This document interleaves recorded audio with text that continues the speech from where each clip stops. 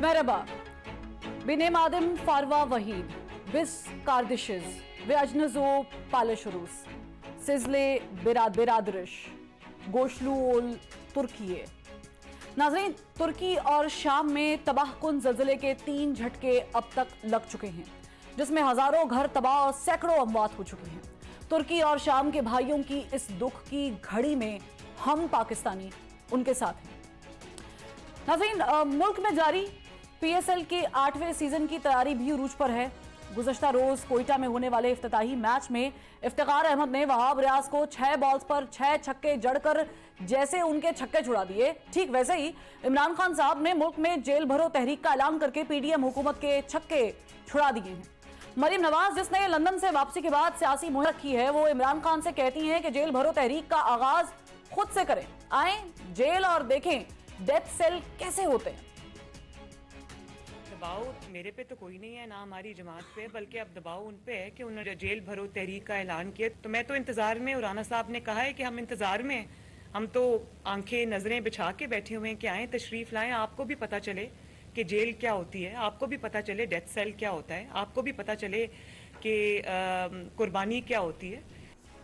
मुस्लिम league नून 5 के panel से 4 सालों में 5 के टोले तक आ गई है। कल भी इदारों से तनकीद खत्म नहीं होती थी और आज भी मुस्लिम लीग नून इदारों पर तनकीद करने से गुरेजा नहीं है। कल इक़्तिदार से हटने के बाद नवाज शरीफ साहब जलसों से खिताब करते हुए कहते थे कि 5 जजों का फैसला हम नहीं मानते, जबकि आज उनकी साहबजादी मरीम नवाज साहिबा कहती हैं कि इमरान खान को इक़्तिदार में लाने का सबब 5 का टोला था। 5 लोगों ने आपके फैसले के खिलाफ फैसला दे दिया। मोहतरम 5 जज साहबान, आपका फैसला मंजूर नहीं है। अब एतराफ काफी नहीं, सिर्फ ब्लंडर करने का एतराफ काफी नहीं, अब वो जो दाग मुल्क और कौम के माथे पे लगाया उसको धोना पड़ेगा। और ये ब्लंडर नहीं था, ये सांप था जो 5 के टोले ने पाला, सांप। एक जानिब इदारों पर तनकीद और दूसरी जानिब इदारों के तहफ्फुज़ की कोशिश। मुल्तान में मीडिया से बात करते हुए एक सवाल के जवाब में मरीम नवाज ने कहा कि तहरीक इंसाफ के कायदीन के खिलाफ केसेस इंतकाम नहीं, बल्कि ऐसा कैसे हो सकता है कि चीफ इलेक्शन कमिश्नर को धमकियां दें और सजा से बच जाएं। एक शख्स खड़ा होके ECP के चेयरमैन को या हुकूमती ओहदेदारों को, उनके खानदानों को धमकियां देता है कि हम तुम्हें छोड़ेंगे नहीं, तुम्हारे बीवी बच्चों को छोड़ेंगे नहीं, तो क्या वो सिर्फ इसलिए बच के निकल जाए क्योंकि वो एक सियासतदान है? एक शख्स। मरीम नवाज साहिबा, आपकी बात बिल्कुल दुरुस्त है कि खिलाफे कानून और खिलाफे आइन काम करने वालों को सजा मिलनी चाहिए। अगर इलेक्शन कमीशन अफसरान के खिलाफ बयान देने पर फवादी काबिल गिरफ्त हैं, तो कल PDM सरबराह फजलुर रहमान और नून लीग की सीनियर नायब सदर मरीम नवाज कानून की गिरफ्त से क्यों बच गई? ECP जवाब दो कि पाकिस्तान के साथ ये तारीख का सबसे बड़ा जुल्म जो सिलेक्टेड और सिलेक्टर्स ने किया था, आप बताओ कि आप इतने बड़े जुर्म में हिस्सेदार क्यों बने? क्योंकि ये जो एजेंट्स होते हैं ना, जो पीछे से काम करते हैं, ये सामने नहीं आते, सामने होते हैं ECP जैसे इदारे, और अवाम की उंगलियां फिर इन इदारों की तरफ उठती हैं। में जाए उनके रेफरेंस, मुझे कोई परवाह नहीं है इनकी। मैं वो आदमी नहीं हूं जो इस किस्म के रेफरेंसों के सामने झुकूंगा। मैं इनके रेफरेंसों की धज्जियां बखेर दूंगा। ये इंसाफ के बाबे ठहरे, इंसाफ का कत्ल करने वाले से मैं इंसाफ की तवक्को नहीं रख सकता। मैं इनको इंसाफ के इदारे नहीं तस्लीम करता। ये इंतकामी सियासत की बात करने वाले हैं। मैं उनके फाइलों को फेंक दूंगा उनके सामने अगर उन्हें ऐसी जरूरत की तो। मरीम नवाज साहिबा, आप आज बयानियां बना रही हैं कि जनरल बाजवा और जनरल फैज हमीद ने इमरान खान को मुल्क पर मुसल्लत किया और PTI हुकूमत RTS सिस्टम बिठा कर लाई गई थी। आपने इमरान खान पर तनकीद करते हुए आज कहा कि तहरीक इंसाफ इक़्तिदार में थी तो जनरल बाजवा ठीक थे और इक़्तिदार से बाहर आए तो जनरल बाजवा खराब हो गए। इमरान जब प्राइम मिनिस्टर था उस वक्त इस्टेब्लिशमेंट बेहतरीन इस्टेब्लिशमेंट थी। जैसे ही इमरान खान साहब पावर से निकले, दफ्तर से निकले, तो बाजवा साहब में भी उनको प्रॉब्लम्स नजर आना शुरू हो गई, इस्टेब्लिशमेंट में भी प्रॉब्लम्स नजर आना शुरू हो गई। तो इक़्तिदार में मैं रहूं तो सब ठीक है, इक़्तिदार से मैं बाहर आ जाऊं तो सब खराब है। यादें माजी अजाब है यार, अब छीन ले मुझसे हाफिजा मेरा। जहां तक मुझे याद पड़ता है तो जनरल बाजवा की तैनाती उस वक्त के वजीर आजम मियां नवाज शरीफ ने की थी। जाहिर है जब तक मियां साहब प्राइम मिनिस्टर थे तो बाजवा साहब के साथ एक पेज पर रहे। फिर एक वक्त आया और मियां साहब को इकामे की बुनियाद पर सजा हुई और उनके इक्तदार का सूरज गरूब हो गया। 2018 में इक्तदार खत्म होने के बाद नवाज शरीफ सड़कों पर आए और मुझे क्यों निकाला का बयानिया अपनाया और सारा मलबा खलाई मखलूक पर डाल दिया।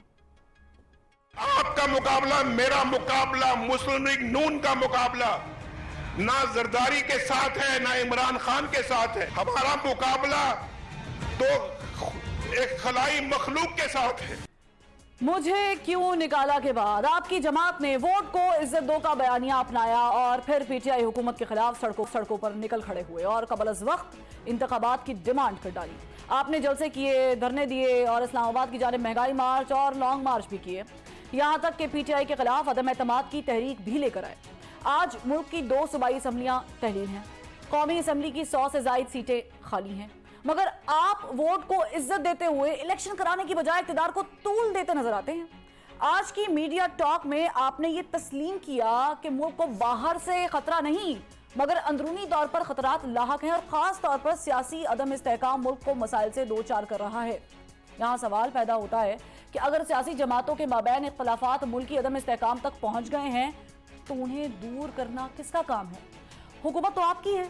ऑल पार्टीज कॉन्फ्रेंस बुलाना, सियासी जमातों के तहफ़्फ़ुज़ात दूर करना और मुल्क में इस्तेहकाम लाने की जिम्मेदारी तो जनाब आप पर आयद होती है, मगर आप इंतकाम की सियासत करने, इक़्तिदार को तूल देने और आइंदा हुकूमत बनाने की जोड़ तोड़ में इस कदर मसरूफ़ हैं कि ना तो आपको हुकूमत से महंगाई कंट्रोल होती हुई नजर आ रही है और ना ही इंतहा पसंदी कम होती दे रही है, ना इदारे मजबूत हो रहे हैं और ना अवाम को कहीं से भी रिलीफ मिल रहा है। ऐसे में आपकी हुकूमत की कारकर्दगी पर सवाल तो उठेंगे।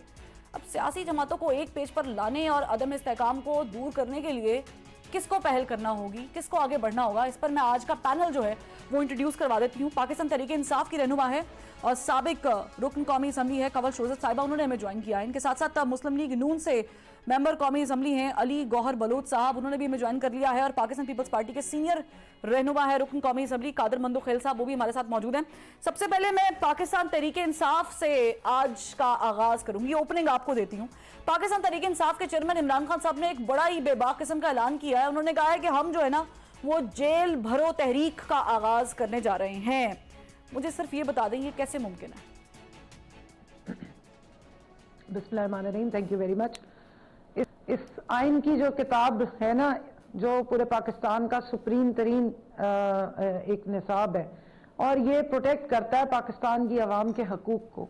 यहाँ पे हर एक के हकूक को, डिग्निटी ऑफ मैन आर्टिकल 14 इसी में ही लिखा हुआ है, उसका इस्तेसाल आपने होते देखा, सहाफत का इस्तेसाल होते देखा। सहाफत अपनी मर्जी की चुनने की भी बात होनी शुरू हो गई और जुबानों पे ताले इस तरह से मरवाए जा रहे हैं कि अरशद शरीफ साहब कत्ल होते हैं तो यही मरियम बीबी ट्वीट करके लोगों को इबरत बता रही हैं। इमरान रियाज साहब अगर दोबारा गिरफ्तार होते हैं तो कहती हैं तो सहाफ़ी नहीं है, जिस चैनल को इनको पसंद नहीं है उसका माइक उठा के परे फेंक देती हैं। तो ये रऊनत, ये फिरौनियत और ये जो डील और ढील के नतीजे में नोट दिखा के वोट पामाल करके बैकडोर से आई हुई हुकूमत है और मजीद नोट दिखा के डील करके अपनी इस नाजायज हुकूमत को लंबा करने के चक्कर में और असम्बलियों से और इलेक्शनों से भाग रहे हैं। इसका वाहिद हल ये है कि इस आइन शिकनी करने पर अगर कोई परेशानी नहीं हो रही है तो फिर और एक पॉलिटिकल हुकूमत, पॉलिटिकल जो वर्कर्स हैं या पॉलिटिकल जमात है जो पाकिस्तान की, लेकिन मैडम मैंने तो ये सवाल ही नहीं किया। मैंने तो उस सहाफत के ऊपर तो मैं बोल सकती हूँ, मैं सहाफी हूँ, मुझे पता है। सवाल ये है कि आप ये कैसे मुमकिन करेंगे? आपने पूछा ना, जेल भरेंगे कैसे? सब कुछ मुमकिन है जनाब इस मुल्क में। यही तो पूछना चाह रही हूँ, कैसे मुमकिन? जेल भर रहे हैं, मैं बता रही हूँ ना, एक मिनट दीजिएगा। जाली FIR काट के 73 FIR इमरान खान पे काटी और फिर एक मुजरिमा और एक भगोड़े की बेटी बैठ के अपनी जो रुदाद है करप्शन की उसको मैच करती है पॉलिटिकल विक्टिमाइजेशन से। वो ट्विटर पे ट्वीट करने वालों को FIA उठा के ले जाए तो उससे वो आपकी एक बात पर बजा है। मुझे सिर्फ ये बता दे, अभी इमरान खान साहब ने तोशा खाना केस में जो है वो जमानती मचल के जमा करा दी है। BCO केस पड़े जिसपे आप उस पे गए हुए हैं, कोर्ट में अगेंस्ट उसके गए हैं। आप लोग जेल कैसे भरेंगे? सवाल वहीं पर है। थोड़ी देर इंतजार कर ले, जिस तरह हमने असेंबलियां खाली की हैं, क्या जिस तरह करेंगे? हमने सिविल नाफरमानी असेंबलियां करवाएंगे पूरी कारकुनान जोर लगाने से। के बावजूद भी कॉन्स्टिट्यूशन के तौर के साथ तोड़िए। इसी तरीके से इस आइन और कानून की पासदारी के लिए जेल भी भरेंगे और वॉलंटरली भरेंगे, ताकि जो अच्छा चले मुझे एक और सवाल का, मुझे लगता है ये सवाल का जवाब नहीं मुझे मिलने वाला। मुझे एक और सवाल का जवाब दे करने दे मेरी बहन कंवल साहिबा, मुझे चले एक और सवाल का जवाब दे। 2 नुमाइंदे बिठाए हुए हैं, एक ही जमात के, एक ही उसके हुकूमत के 2 नुमाइंदे बिठाए हुए हैं। मुझे बात नहीं, एक पीपल्स पार्टी से मेजॉरिटी टाइम ठीक है। सब उनको देना है। नहीं मैं आपसे ही सवाल कर रही तो हूँ। उनका डीएनए टेस्ट करा ले तब भी एक है, तब भी एक है। ये अब पीडीएम में सब कट्टे बैठे हैं।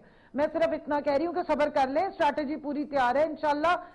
ये जिस साइड से कोशिश कर लें, ये ढीले और अब तो एस्टेब्लिशमेंट से ये खुश भी बहुत। अच्छा चले मुझे ये बता दें कि ये जो फैसला खान साहब ने किया है, मुझे इमरान खान अंदर चाहिए, मुझे इमरान खान नाहल चाहिए।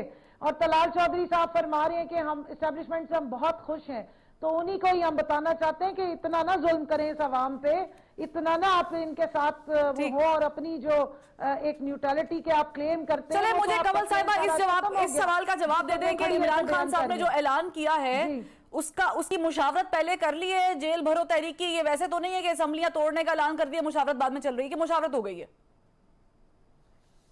देखिए, नाक आगे से पकड़े या पीछे से पकड़नी तो नाक है ना। असेंबलियां तोड़ने का कहा था, तोड़ी है कि नहीं तोड़ी है? कॉन्स्टिट्यूशन के मुताबिक तोड़ी है। ठीक है। और जो बात की थी उस पर स्टैंड लिया है। लेकिन इन्होंने कहा था कि हम इलेक्शन कराएंगे, जनरल इलेक्शन, मगर ये नहीं करा सके क्योंकि इनकी कांपे टांगती है, अवाम की अदालत में ये नहीं जाती। चलें ठीक है, मैं अली गौहर साहब से सवाल करूंगी। अली गौहर साहब, नंबर 4 पे ये तो जायज है ना, हम बजाने में पाकिस्तान तरीके इंसाफ कि वो सड़कों पर है, आप तो उनके मुतालिबात नहीं मान रहे, आप उनसे इलेक्शन उनको नहीं दे रहे हैं, लेकिन मरीम नवाज साहिबा अपनी हुकूमत में सड़कों पर है, ये समझ नहीं आती तंजीम साजी के लिए। आप नहीं समझते कि उनको आगाज बहावलपुर के बजाय पेशावर से करना चाहिए था? वहां पर बहुत बड़ा सानिया हो गया था। बिस्मिल्लाहिर्रहमानिर्रहीम। देखें, पेशावर में प्राइम मिनिस्टर गए और वो यकीनी तौर पर एक बहुत बड़ा सानिया है हमारी पूरी कौम के लिए, हमारे पूरे मुल्क के लिए। और वज़ीर आज़म साहब जो हैं वो मतलब है कि उन्होंने तमाम इदारों को ऑन बोर्ड लिया हुआ है और एक एक लम्हा की रिपोर्ट दी, शहदा तक पहुँचे, जख्मियों तक पहुँचे, अयादत की। तो मैं समझता हूँ कि वो हुकूमत का फ़र्ज है और मरीम नवाज साहिबा भी वहाँ पर जाएंगी। और आपको याद होगा वो दिन कि जब हजारा खानदान के कुछ लोग शहीद हो गए थे दहशतगर्दी में और वो सड़क पर लाशें रख के रोते रहे थे। इमरान नियाज़ी बासियत वज़ीर आज़म नहीं गया था, बल्कि उनके साथ शर्त लगाता था कि पहले आप इनको दफनाएं, फिर मैं आपके पास आऊंगा। सर, आप कोई गेम खेल रहे हैं कि मरीम नवाज साहिबा इसलिए नहीं जा रही हैं पेशावर? वज़ीर आज़म बदला तो नहीं है ना? इस वाकया के चंद घंटों के बाद उधर पहुंच चुके थे और जनाजों से पहले वो पहुंच चुके थे। जाहिर है मरियम नवाज साहिबा जो है वो दौरे पर हैं, उनका एक शेड्यूल है, तो वो यकीनी तौर पर पेशावर भी जाएंगी। दूसरी बात ये है कि अभी बात हो रही थी कि भाई ये असम्बलियां हमने तोड़ दी, ये उसको कारनामा बता रहे थे। भाई आपने इस पाकिस्तान का एक एक इंच तोड़ दिया, आपने पाकिस्तान की मईशत तोड़ दी, आपने पाकिस्तान की आवाम की कमर की हड्डी तोड़ दी, आपने पाकिस्तान की तारीख के सबसे बड़े कर्जे लिए, आपने उन कर्जों को हड़प किया, आपने फरा गोगी की जेबें भरी, फरा गोगी की जेबों से पैसा पीरनी को ट्रांसफर किया। सर ये बातें बहुत, ये रिपीट में हम इस पे बात कर लेंगे। बात ये है मैं इनको जरा आईना दिखाने के लिए ये बताना चाहता हूँ कि ये कहते हैं कि जनाब हमने, हमारा बड़ा कारनामा है, हमने असम्बलियां तोड़ी। 2018 का इलेक्शन आपने किया, चोरी करके आप हुकूमत में आए, इसके बावजूद तमाम पीडीएम की पार्टी को मुस्लिम। तो सर अगर आपको वो पसंद नहीं आ रहा अली गौहर साहब, अगर आपको उनका आइडिया पसंद नहीं आ रहा, अगर आपको उनको असेंबली तहलील करना पसंद नहीं आया, ये जेल भरो तहरीक आपको समझ नहीं आ रही है, तो फिर बुला लेना। आप भी तो फर्जी बुला रहे हैं, मीडिया पर आकर कह रहे हैं कि आ जाएं ऑल पार्टीज कॉन्फ्रेंस में, लेकिन आप उनको कोई बाकायदा लेटर नहीं दे रहे, कोई बाकायदा इन्विटेशन नहीं दे रहे, तो आप लोग भी तो ज्यादती कर रहे हैं ना। मैं आपको ये गुजारिश करूं कि मैं यही बता रहा था कि जब 2018 का इलेक्शन चोरी करके इन्होंने पाकिस्तान के इक़्तिदार के ऊपर मुसल्लत हुए और पाकिस्तान को इमरान नियाज़ी साहब खुद और अपने खानदान और अपनी बहनों और अपने हवारियों के जरिए लूटते रहे, तो उस वक्त की सूरत हम फिर भी उस निजाम का हिस्सा बने। ठीक है, हम फिर भी पंजाब असम्बली के अंदर बैठे, हम फिर भी कौमी असम्बली के अंदर बैठे। ठीक है, आपने अपनी सियासत कुर्बान की। अच्छा मुझे ये बता दें, मेरी एक सेकंड, मेरी बात तो मुकम्मल होने देना। जी। मुल्क में सियासी इंतशार नहीं फैलाया, हमने इस्तीफे नहीं दिए, हमने असम्बलियां तोड़ने की बात नहीं की, हमने असम्बली के अंदर भी अपना किरदार अदा किया, असम्बली के बाहर भी अपना किरदार अदा किया। ठीक है, इस शख्स का सिर्फ मकसद ये है कि मैं वजीर आजम बन जाऊं, चाहे मुल्क की तारीख के सबसे बड़े कर्जे दोबारा लेने पड़ जाए, चाहे पाकिस्तान को भयानक शराइत के ऊपर IMF के कर्जों के अंदर धौंस दिया जाए। ठीक है, उन्होंने ज्यादती की। आपने ऑल पार्टीज कॉन्फ्रेंस क्यों आगे की, मुझे ये बता दें, क्यों डिले की आप लोगों ने ऑल पार्टीज कॉन्फ्रेंस बुलाई है हमने, तो इनको ओपन दावत दी। सर डिले क्यों की, मेरा सवाल है डिले क्यों की? नहीं डिले, देखिए डिले करने का मकसद नहीं है, पाकिस्तान में बहुत ज्यादा इश्यूज है। ऑल पार्टीज कॉन्फ्रेंस हम बुला चुके हैं, अनकरीब वज़ीर आज़म उसकी डेट दे देंगे, ये आकर बैठना चाहे। अगरचे इन्होंने इस मुल्क की तबाही ठीक है, लेकिन माजरत के साथ अली गौहर साहब, जिन इश्यूज पे मुझे मंदोखिल साहब की तरफ जाना है, जिन इश्यूज पे आपने ऑल पार्टीज कॉन्फ्रेंस बुलाई थी, जो मेन एजेंडा था, अगर आप उस पर बात ही नहीं करेंगे, अगर आप उसको ही डिले करते जाएंगे तो फिर मामला कैसे चलेंगे? कादर मंदोखिल साहब, असल मसला इस वक्त दहशतगर्दी। ठीक है, कादर मंदोखिल साहब दहशतगर्दी है, IMF आ रहा है नहीं आ रहा है, IMF की शराइत सख्त होती जा रही है, मानना मजबूरी है, ये भी हमें अंडरस्टैंडेबल है। लेकिन इलेक्शन पर जो कि ज़ाहिर एक आइन के और कानून के मुताबिक होते हैं, उस पर जो वफाकी वजीर हैं आजम नज़ीर तार साहब, उनका बयान आपने सुन लिया होगा, मैं पढ़ के बता सकती हूँ कि वो कह रहे हैं कि आईनी काम इस वजह से गैर आईनी नहीं होता कि मुकर्ररा मुद्दत में नहीं हुआ, 90 दिन के बाद होने वाले इलेक्शन के लिए कानून साजी की जरूरत नहीं है। सर अभी आप पॉलिटिशियन हैं लेकिन आप कानूनदान भी हैं, मैं आपसे सिर्फ ये पूछना चाह रही हूँ, आप कानून की रोशनी में बता दें क्या ऐसा मुमकिन है? देखिए, पहली बुनियादी बात तो ये है कि इलेक्शन 90 डेज के अंदर होना चाहिए, बिल्कुल ये तो एक आइन का हिस्सा है, मगर PTI की हुकूमत ने पिछले बजट में 5 अरब रुपए मरदमशुमारी के लिए मुख्तस किए, और इससे पहले सुप्रीम कोर्ट ये डायरेक्शन दे चुकी है कि आपने दिसंबर से पहले, यानी जो दिसंबर गुजर गए, आपने नई मरदमशुमारी करनी है, और पिछला इलेक्शन पिछले जो मरदमशुमारी थी उसके तहत करनी थी। तो आप मुझे बता दो कि जब ये मरदमशुमारी का सुप्रीम कोर्ट का भी डायरेक्शन है, PTI की हुकूमत ने बाकायदा बजट भी मुख्तस किए है, तो आप मुझे बता दो किस हवाले से मरदमशुमारी चूंकि अभी 1 फरवरी से शुरू होनी थी, अब 1 मार्च से शुरू हो रही है, तो मरदमशुमारी होगी, अलकाबंदी बनेंगे, तो ये कोई गैर कानूनी या अतकंडे तो नहीं है, ये तो PTI की हुकूमत ने ये बुनियाद रखी, हम उसको पूरा करने जा रहे हैं। आप इस हवाले से अगर इलेक्शन कुछ दिन के लिए, कुछ महीने के लिए पोस्टपोन हो जाए तो कौन सी क़यामत आ जाएगी? नंबर 1 बात। दूसरी बात, आपने कुछ 10 मिनट लगा लिए कमल साहिबा से, आप ये जो जेल बरूद तहरीकी सवाल किए वो जवाब नहीं दे सके, और बल्कि ये कहते हैं इनकी काम पे टांग रही है। वो भाई काम में हमारी टांग रही है या आपकी लोगों की, जिसके ऊपर आपके दौर का पीका ऑर्डिनेंस आया, उसके तहत छोटे छोटे माइनर से, जो कि एक आम लोअर कोर्ट का वकील भी जमानत करा सकते हैं, वो जब निकल आए तो उनकी रोने धोने की आवाजें तो अफ्रीका तक पहुंच रही है। मुझे सिर्फ एक लाइन में जवाब दे दे, मैं आपसे पूछना चाह रही हूँ कि आप कानूनदान है, ये मुमकिन हो जाएगा? आप लोग सोच रहे हैं एज इत्तेहादी के इलेक्शन आगे हो सकते हैं, इलेक्शन का कोई जुगाड़ लग सकता है आगे होने का, ये ऑप्शन है? ऑप्शन आइन का आर्टिकल 232 बड़ा क्लियर है, और इस हवाले से मैं आज आपके शो में नहीं कह रहा हूँ, एदम तमाक की तहरीक के बाद से मुसलसल तकरीबन हर टॉक शो में जब कोई सवाल आया है तो मैंने ये जवाब दिया है कि आइन का आर्टिकल 232 ये कहता है कि नागुज़ीर हालात में इलेक्शन जो है ना वो डिले हो सकता है, असम्बली की मुद्दत जो है वो एक्सटेंड हो सकती है, ये तो कानून आइन का हिस्सा है। अगर कमल साहबा आपने नहीं देखा तो sir with due respect Qadir Mandokhail sahab, आप बड़े हैं, मुझे सिर्फ ये बता दें, मुझे सिर्फ कादर मंदोखिल साहब ये बता दें कि आप इलेक्शन आगे करेंगे तो फिर क्या फर्क रह गया डिक्टेटर जिया के दौर में और आज मौजूदा दौर में? वो भी 3 महीने का कह के आए थे कि इलेक्शन करा दूंगा, नहीं कराए, 11 साल रह गए, क्या फर्क रह गया? ये तो पाकिस्तान पीपल्स पार्टी की रिवायत ही नहीं है आगे करने की। देखिए, आप अगर हमें डिक्टेटर से मिला रहे हैं तो ये आपकी मर्जी है, लेकिन जो आइन में मैंने आर्टिकल 232 का हवाला दिया है और मरदमशुमारी का हवाला दिया है, सुप्रीम कोर्ट की जजमेंट के हवाला दिए है, और इन सूरत हाल में भी अगर आप समझ रहे हैं कि हम और डिक्टेटर बराबर हैं तो ये आपकी मर्जी है। सर डिक्टेटर और जमहूरियत, डिक्टेटरशिप जमहूरियत बराबर नहीं हो सकती कादर मंदोखिल साहब किसी भी तौर पे। अगला जुमला सुन लें, इनको बड़ा शौक था असम्बली से इस्तीफा देने की। आप मुझे बताओ कौन सा जादूगर ने इनको मशवरा दिया है कि आप पंजाब सबसे बड़ा सूबा उसकी असम्बली तोड़ दे, पुख्तनख्वा असम्बली तोड़ दे, 172 MNA का इस्तीफा मंजूर करे, और भागते भागते जब 45 रह गए तो गेट पे खड़े हो गए, नीचे हमारे इसी पे मंजूर ना करे, और अभी हाई कोर्ट इस्लामाबाद में इनके पिटीशन भी चल रहा है। जरा इसे ये तो पूछो, ये कौन से जादूगर ने आपको मशवरा दिए कि ये जरा जादू मंत्र कर देगा तो ये असेंबली टूट जाएगा? आप लोग भी तो बड़े मजे से ट्वीट करते थे ना, आप लोग भी तो प्रेस कॉन्फ्रेंस करके कहते थे तोड़ो असेंबली, तोड़ो असेंबली।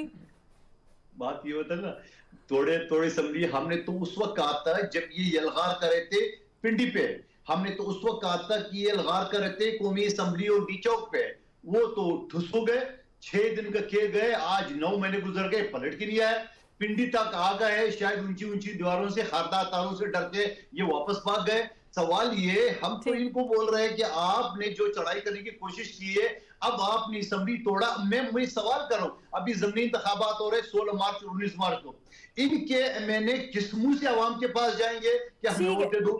ठीक है, मुझे एक ब्रेक लेनी है, यहीं से सवाल आगाज करेंगे प्रोग्राम का कि किस मुंह से जाएंगे, ना सिर्फ पीटीआई वाले बल्कि पीपल्स पार्टी वाले भी और नून लीग वाले भी और दीगर जमातों वाले भी कि आए भाई हमें वोट दें। एक ब्रेक के बाद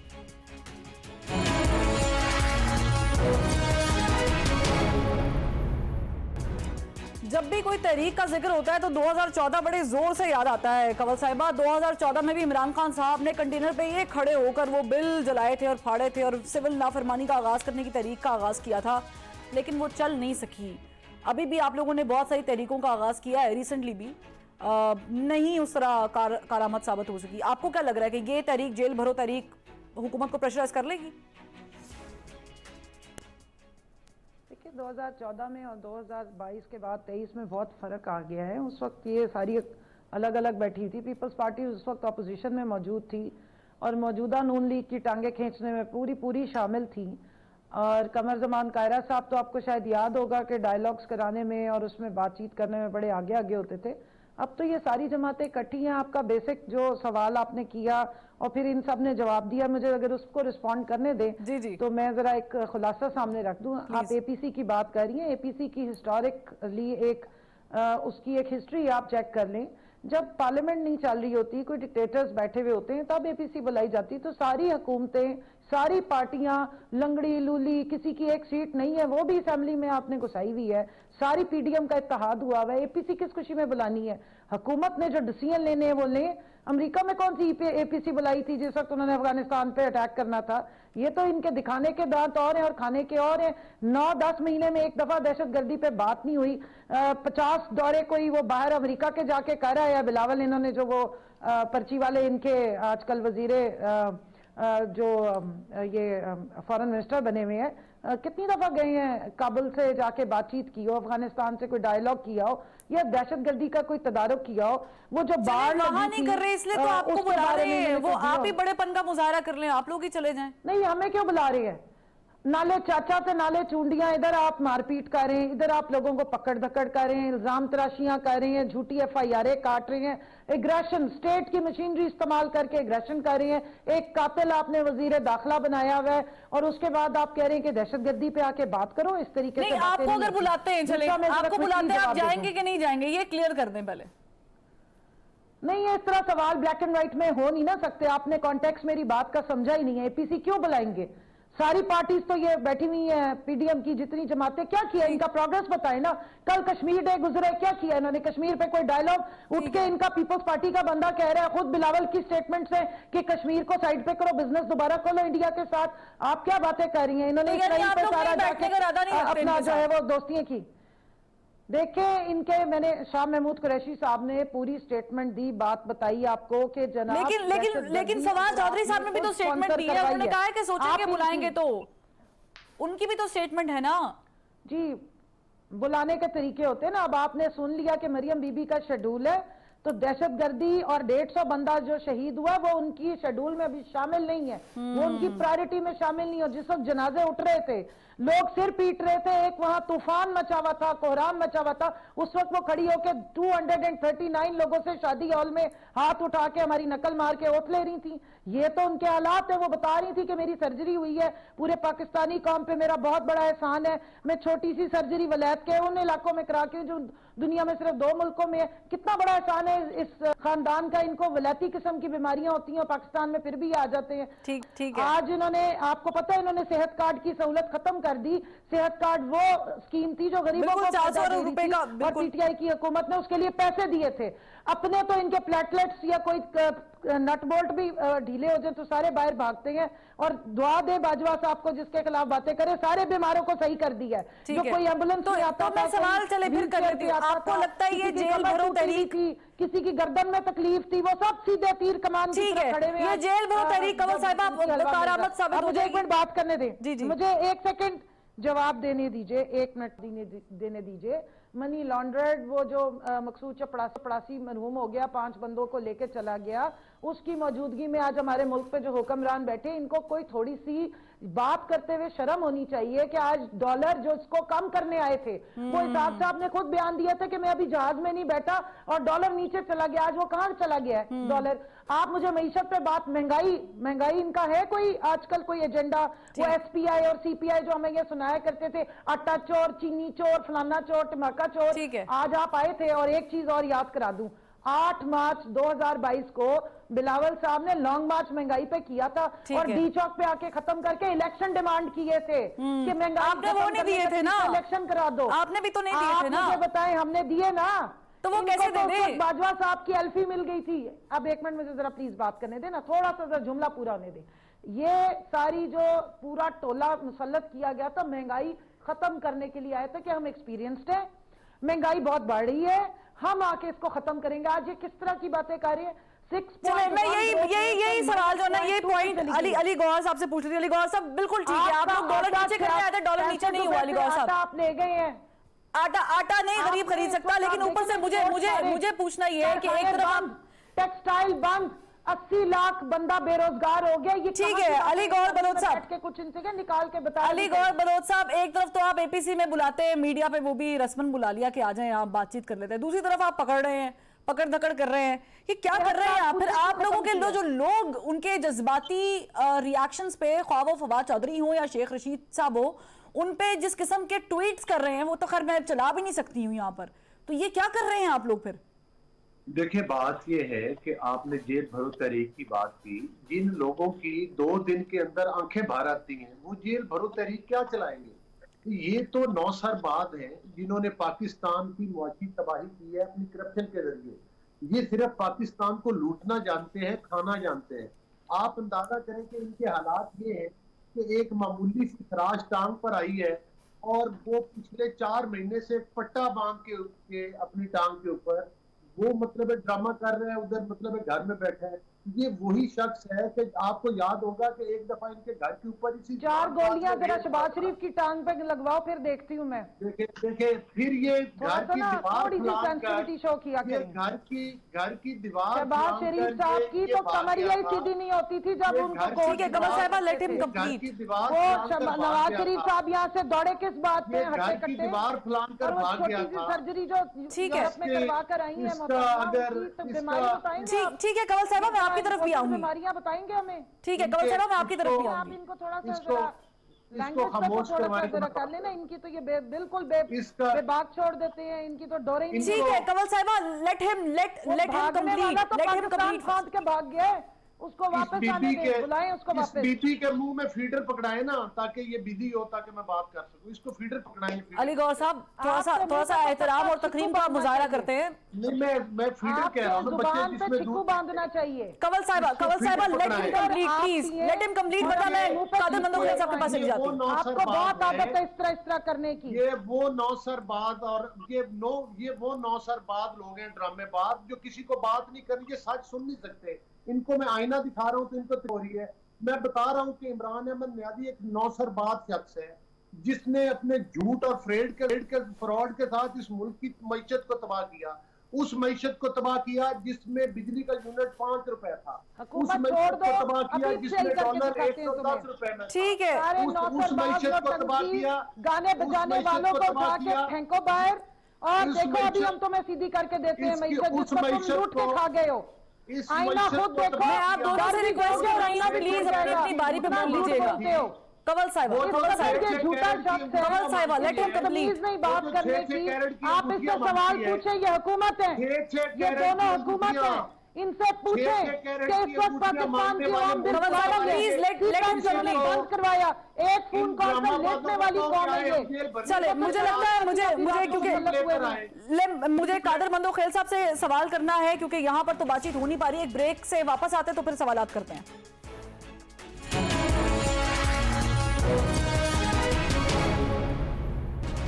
सियासत में बड़ा कुछ बर्दाश्त भी करना पड़ता है। कादर मंदो खेल साहब, आप लोग और खास करके जरदारी साहब की अगर मैं बात करूं, आप लोगों ने तो जेलें भी देखी हैं, सोबतें भी सही हुई हैं, कदावर सियासतदार हैं जरदारी साहब।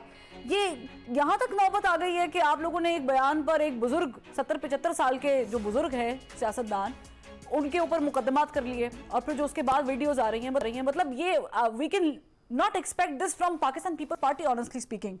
तो आप लोग इसको देख नहीं रहे कि ये नहीं होना चाहिए इस तरह? कौन से बुजुर्ग की बात कर रही हो? मैं शेख रशीद अहमद साहब की बात कर रही हूँ। आप मुझे बताओ, शेख रशीद अहमद ने जो जुबान इस्तेमाल की है बिलावल साहब के बारे में, वो किसी अखलाकियात, किसी तहजीब, किसी तमीज के दायरे में आता है? और फिर क्या ये जो पीका ऑर्डिनेंस का है और इन्हीं की दौर में जो बना था, या साइबर क्राइम के तहत ये कोई झूठा मुकदमा है? क्या ये उराना सनाउल्लाह के खिलाफ हीरोइन 15 किलो जो डाले उस टाइप का मुकदमा है? मुझे पाकिस्तान की टॉप का कानूनदान मेरे सामने बिठा दे, अगर वो कहते हैं कि ये मुकदमा गलत बनना है, तो मैं असम्बली के रुकनियत से और हमेशा के लिए सियासत से तौबा कर दूंगा। तो जब एक कानून के तहत बना है, और ये तो छोटा सा मुकदमा है, मैंने शुरू में आपको बताया कि ये जो 1.5-2 साल की प्रैक्टिस है वकील की, वो भी इसकी जमानत करा सकते हो, और ऑलरेडी ये सब कुछ हो चुका है। तो आप मुझे बताओ कि अगर आप ये सब लेकिन मेरा सवाल ये है कि उन्होंने तो ऑलरेडी बहुत कुछ कहा है बिलावल साहब के बारे में, लेकिन कभी आप लोगों ने एक्शन नहीं लिया उस तरीके से। ये आज जो हो रहा है, अगर कभी नहीं ली है तो फिर कहाँ लिखा हुआ है कि आप कभी ले भी नहीं सकते हो?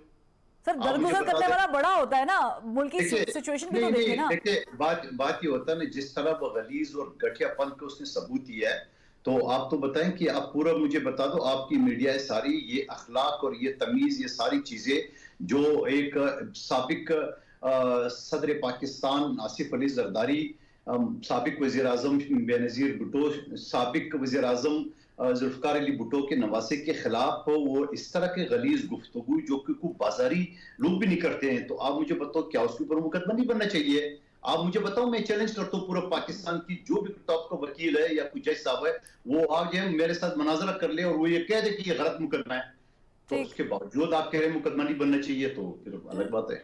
लेकिन एक तरफ नहीं ना हुआ है, मुख्तलिफ जगहों पर उनपे FIRs काटी गई हैं, मुख्तलिफ जगहों से रिएक्शंस आए हैं। देखिए कानून ये है फरोज साहिबा, कानून ये है कि जहां एक्सप्रेस टीवी सुना जाता है, जिस शख्स ने सुना गया उसके खिलाफ मुकदमा होता है। ये माजी में अगर आप एक टीवी चैनल के एंकर के खिलाफ देख ले जो कि तौहीन मजहब के हवाले से था, या दूसरी जगह पे जिस शख्स ने जिस जगह पे सुना गया वहां मुकदमा का जुरिडिक्शन बनता है। ये ऐसा कहीं नहीं लिखा हुआ है, और आज तो हाईकोर्ट ने उनको स्टे भी दे दिया है, आज तो हाईकोर्ट ने उसको रिलीफ भी दे दिया है। ये हमारी तरह तो नहीं है कि हमें तो रिलीफ ही नहीं मिलता था, हम तो मुकदमे भुगत भेज रहे, यानी एक ऑफेंस जो सर उनसे पूछे तो वो कहते हैं हमें रिलीफ नहीं मिलता, आप कहते हैं हमें रिलीफ नहीं मिलता था।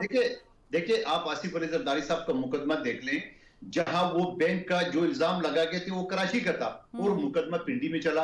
आपने देखा, दुनिया में कोई तारीख नहीं है। ये तो इसी तरह है जैसे आफिया सिद्दीकी केस जो ऑफेंस हुआ अफगानिस्तान में और मुकदमा चला अमेरिका में, उसका मैं वकील था और मैं केस लड़ता रहा। तो सवाल ये कि ये कानूनी मामला है। मैं चैलेंज करता हूँ, ये कब का अपना वकील बाबर आवान है या फवाद चौधरी लाए मेरे सामने बिठा दे, अगर वो मुझे बता दी ये गलत करे तो जो जुर्म हो मैं उसके लिए सजा करने को तैयार हूँ। ठीक है कमल शोसत साहब, अब देखिए दोनों जो पार्टीज के, बड़ी पार्टीज के रिप्रेजेंटेटिव्स हैं वो आपके साथ बैठे हुए हैं।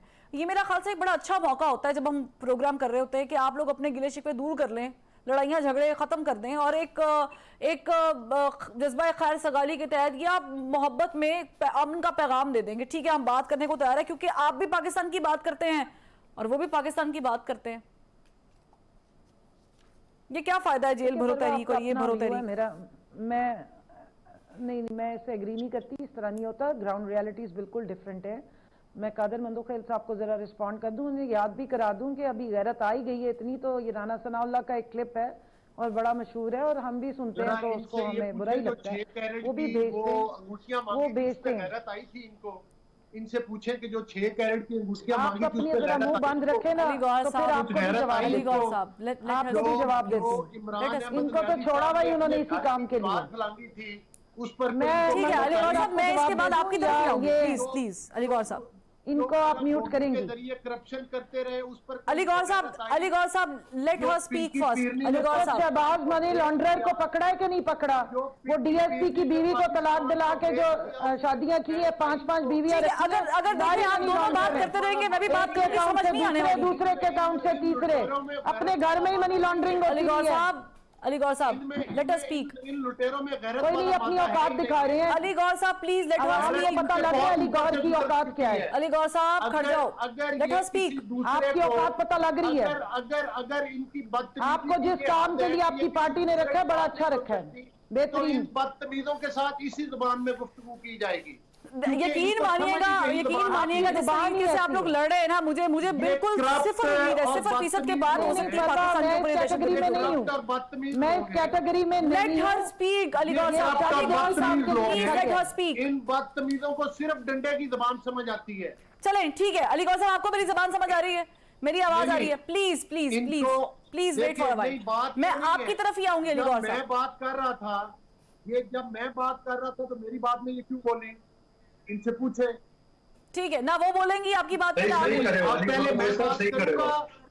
पहले मैं बात करूंगा, ये खामोशी से बैठ के सुनेगी तो फिर मैं बात करूंगा। ठीक है, लेकिन आपकी बारी आएगी, आप बात करेंगे, वो नहीं बोलेंगे, आपने इनकी बदजुबानी पे इनको ब्रेक नहीं लगवाई, इनकी गाली गलौज पे ब्रेक नहीं लगवाई। ये शख्स इसी काम के लिए रखा गया। मैं ऐसे करती हूँ, मैं आप दोनों को यहाँ पे ब्रेक लगा देती हूँ, मुझे ब्रेक लेनी है क्योंकि मुझे मेरे प्रोड्यूसर साहब कह रहे हैं कि मैडम ब्रेक ले लें, तो ब्रेक ले लेते हैं, फिर वापस आते हैं, फिर देखते हैं कि किसको बोलने का पहले मौका मिलता है।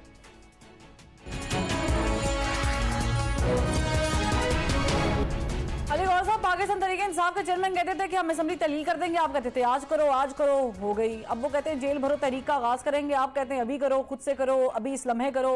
अब वो उन्होंने कर दिया तो फिर क्या करेंगे? आपकी स्ट्रेटजी क्या है कि उनको जेल में भेजें और फिर इलेक्शन अनाउंस करें?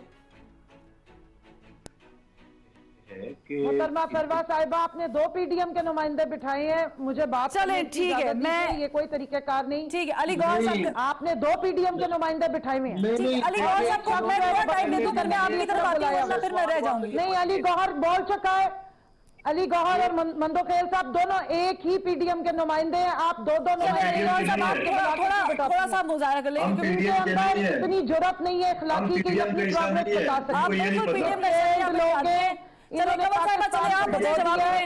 चले कंवल साहिबा, चले आप मुझे। डंडे के जोर से ये बहुत उछल रहे हैं ना, वो डंडा इनके सिर पे भी पड़ेगा बहुत जल्दी। कंवल साहिबा, डंडे के साथ देखिए आपका मौक़िफ़ नहीं पहुंचेगा। मरियम बीबी ने जिन वीडियोस पे लोगों को ब्लैकमेल किया है, वो बहुत जल्द इनके। कंवल साहिबा सवाल ले ले मुझसे, फिर इल्जाम लगाते रहेगा। सवाल ले ले मुझसे कंवल साहिबा। इनसे पूछे सुनामी ट्रीज से कितना पैसा खाया, इनसे पूछे कि इन्होंने चीनी में कितना पैसा। हुकूमत में बैठे हो ना, निकालो चीनी असेंबली में खड़े होकर बताया करो अपनी प्रोग्रेस क्या है, अपनी प्रोग्रेस बताओ। हर चीज चोरी करके मुल्क से और गायब हो गए, छोटी छोटी सर्जरियां कराती फिरती है तुम्हारी वीडियो वाली बीबी। ठीक है, और सारों से ढीले वीडियो दिखा के आपने। ठीक है, और वो जो दामाद जी रखे हुए वो घटिया बातें करते हैं, मुल्क में खवातीन के रेप हो रहे हैं, तुम लोगों की कादिर मंदोखेल साहब, खवातीन के दिन दिहाड़े रेप हो रहे हैं, आप में जुबान नहीं है।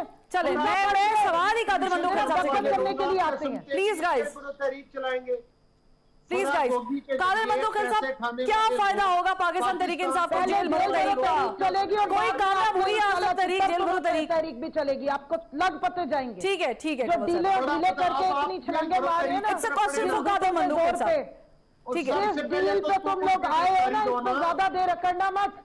आज मुशर्रफ तुम्हारे जो मोहसिन की डेथ हुई है ना, शुक्रिया अदा करो उसके, जिसने तुम्हें एनआरओ बम दिया था। और अब तुम्हारा बता रहे कि किसका मौसम नहीं है मैडम, किसका मौसम? अली गौहर साहब प्लीज, मैं कादिर मंदोखेल साहब से सवाल कर रही हूँ, आप दोनों से कह रही हूँ, प्लीज माइक तो बंद कराए पहले प्लीज। कादिर मंदोखेल साहब, बिकॉज़ मुझे म्यूट करते हुए अच्छा नहीं लग रहा, ऑन एयर जा रहा है, ये बिल्कुल लाइव है। कादिर मंदोखेल साहब, आपको लग रहा है कि तहरीक कामयाब होगी या आप लोगों को बातचीत करनी चाहिए? देखिए साहब की जुबान पे देखिए बोलने वालों पे अभी ट्रम्प आपकी लगाएंगे। टीवी चैनल पे टिकर चल रहा है ये राणा कि सनाउल्लाह अगर उन्हें 90 दिन के अंदर इनको चुप तो कराए पहले। ठीक है कंवल साहिबा प्लीज, कादिर मंदोखेल साहब बोल रहे हैं, मैं आपकी तरफ आपके टीवी चैनल पे टिकर चल रहा है इमरान खान साहब का कि अगर 90 दिन के अंदर नहीं करा इलेक्शन हम जेल भरो तहरीक शुरू करेंगे, यानी 3 महीने तो वैसे दे रहे हैं और फिर 3 महीने के बाद पीछे बचते कितने महीने हैं, 2-3 महीने ही बचते हैं। सवाल ये है जेल भरो तहरीक तो वो गैरतमंद लोग करते हैं जो झूठे मुकदमे में फांसी चढ़ जाते हैं, जो झूठे मुकदमे में 12 साल जेल, ये तो 4 दिन जेल में रहे तो इनको नानी का जोरा ठीक है। याद आ जाए इनको। ये इनका हाल क्या है, इनकी रोना धोना शेख रशीद की, शहबाज गिल की और इनकी सारी दूसरे लोगों की, फवाद चौधरी की रोना। लेकिन कादिर मंदोखेल साहब क्या फायदा अगर आप लोग भी गवर्नमेंट में आके वही कर रहे हैं जो वो लोग आपके साथ कर रहे थे, तो फिर तो ये कहानी लंबी चलेगी ना। इनकी शक्लों से लग रहा है ये जेल भरो तहरीक शुरू करेंगे, इनकी शक्लें बता रही है आपको। कर लिया आपके प्रोग्राम में। ठीक है कंवल साहिबा, मेरे पास बहुत वक्त कम है, प्लीज शॉर्टली आंसर कर लिया। कंवल साहिबा, आप लोग अपनी जबान पे वापस लेंगे इस तहरीक को कामयाब बनाने के इनकी लिए। शक्लें बता, इनकी शक्लें देखें, मेरी इनकी रोने वाली शक्लें बच्चों की तरह रोते हैं, ये जेल भरो और तहरीक लगाएंगे। फासिज्म की ये मिसाल ये है। 4 छर्रे लगेंगी, ये उसको पिछले मेरे कितने पास महीने से वक्त भर में बैठा हुआ है। मैडम साहिबा नाइटियां पहन के नैब की कस्टडी में वीडियोस बनवाती रही है ना, उसका भी हिसाब कभी देना आपने पड़ेगा। देखा है, कभी जब आपने फासिस्ट देखा है, फासिस्ट रोते थे, क्या आज आपने इन्होंने देखा है इकरार कि किया गोश्त कि पे इसके जख्म पे जो पीछे ना मरियम प्लास्टर नवाज ने चढ़ा हुआ है, इकरार किया है कि वो किसी फासिस्ट देखिए, मेरी बात सुनिए, माइंडसेट है इसलिए मशवरा नहीं है और ये आवाम से भाग कंवल रही है। साहिबा इस तरह की आप ये लैंग्वेज समझ लो, इनकी हालत देख ले।